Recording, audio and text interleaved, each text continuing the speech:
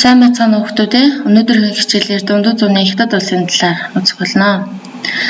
За эхлээд бүгд өнгөрсөн хичээл дээр Чингис хааны өв залгамжлагчид Монголын эзэнт гүрний их хаадуудын бодлогын талаар үзсэн. Өгөөдөө мөнхгүй их хаадын бодлого.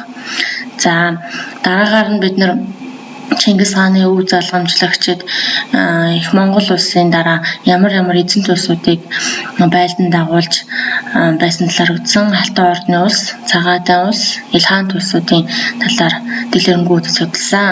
За дэлгэцэн дээр гарч байгаа асуултуудыг зурагтай холбон тайлбарлаад өмнөх хичээлээ сэргээн санаад баттгаарай хүүхдүүдээ. За дундад зуун маань 5-аас 15 дугаар зууныг хамардаг байгаа. За энэ үеүүдэд Хятадд Тан, Сүн, Тангууд, Алтан гэсэн улсууд оршин тогтнож байсан. За энэ улсуудаас бид нэр Тан болон Сүн улсын талаар үзэх болно. За 618 онд Ли Юан Жанжин 6 жилийн дотор бүх Хятадыг нэгтгэн Чанань, Лоён хотуудыг нийслэлээ болгожээ. Монгол газар нутагт оршин тогтнож байсан түргүүдийг 630 онд иргэшээлдээ оруулсан. За ингэснээр Тан улс нь их говьор нүүдэлчтэй хэллэх болсон. За Ли Шимин хааны үед Тан улсын хүчирхэгжилт оргилдоо хүрсэн юм. Харин энэ хүчирхэгжилт нь 100 гаруй жил Тан улсын үед үргэлжилсэн байх нэ. 755 онд Ан Лушаны бослохоор Цэргийн Жанжин Ан Лушаны бослохоор Тан улс нь уналтанд орж дахин хүчирхэгжиж чадалгүй 907 онд мөхсөн байдаг. Сүн улс. За Сүн улс бол мэдээч хэрэг бид нар Юан гүрний үед бол Сүн улсын талаар бас дурддагчээсэн. Тэгэхээр Тан улсыг унсны дараа дахин Хятад улс маань олон жижиг улс болон задарсан. За энэ үед Хятадын зүүн хойд нутгийг Монгол угсааны Хятаан гүрэн ноёрхлоо тогтоож захирж байсан. 960 онд Хятадын нэгдмэл байдлыг сэргээхийн тулд Жао Гуанжин Жанжин Сүн улсыг байгуулсан. Хятаан гүрний захиргаанд байсан зөрчид аймагуд 1116 онд Алтан улсыг байгуулж богино хугацаанд хүчирхэгжив. Алтан улс Сүн улстай хүч хавсран Хятаан гүрний дайлаар мордсон боловч тэд удалгүй өөр хоорондоо эвдэрлэсэн. Алтан улсын цэрэг нийслэл хотыг эзэрлэхэд Сүн улсын хаан өмнө зүг зугтсан ба тэндээ Өмнөд Сүн улсыг байгуулсан. Хожим нь Өмнөд Сүн улсыг 1279 онд Монгол цэргийн тогтолгооноор мөхсөн байдаг. За тэгэхээр Өмнөд Сүн улсын талаар бид нар Хувлай хааны Юан гүрний талаар үзчихсэн. Тэгэхээр бид нар одоо энэ Хятад улсын талаар үзэж байгаа улс орнуудаа өмнө нь Монголын ямар ёсуудад эзлэгдэжсэн дайлаар морж исэн гэдгээ бас ихзүүлээд өмнөх хичээлтэйг уялдуулаад санаад яваарай хүүхдүүдээ.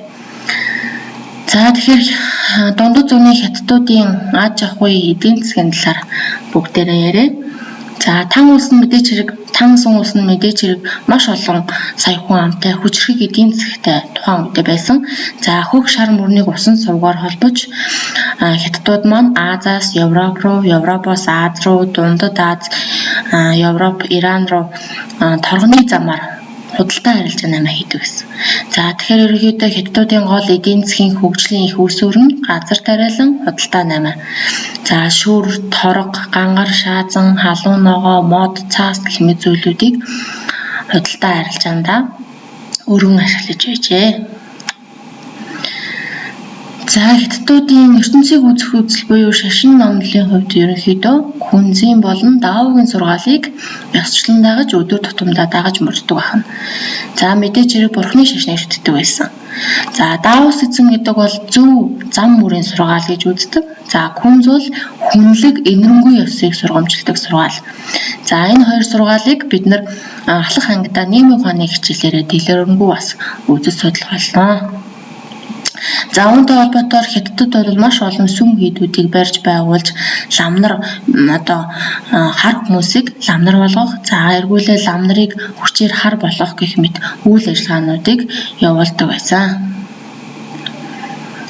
За дундад зууны Хятадд олон авяастууд тодрон гарснаас яруу найрагч Ли Бай Дуфу зэргийг дурдж болно. За тан улсад бол шинжлэх ухааны хүрээлэн, номын сан, гүн ухаан, утга зохиол гэх мэт салбарууд хөгжин цэцгэлж байсан. За сонирхуулах юм бол 10 дугаар зууны сүүл үед Хятадд дарийг анх нээж олсон байдаг бол Европод түүнээс хожуу 300 жилийн дараа дарийг нээсэн байдаг. За ингээд бодохоор Дундад зууны хятад маш ажилч хөдөлмөрсөг. За дээрэс нь одоогийн соёл иргэншлиг тодорхойлох гол ололт амжилтуудыг нээж чадсан арт юм аа. За бүгдээрээ гэрийн даалгавартаа эртний Хятад болон Дундад зууны Хятадын нийгэм, соёл, аж ахуй зэргээр харьцуулан судлаад дэвтэртээ ингээ харьцуулаад тэмдэглэл хөтлөж ирээрээ хүүхдүүдээ.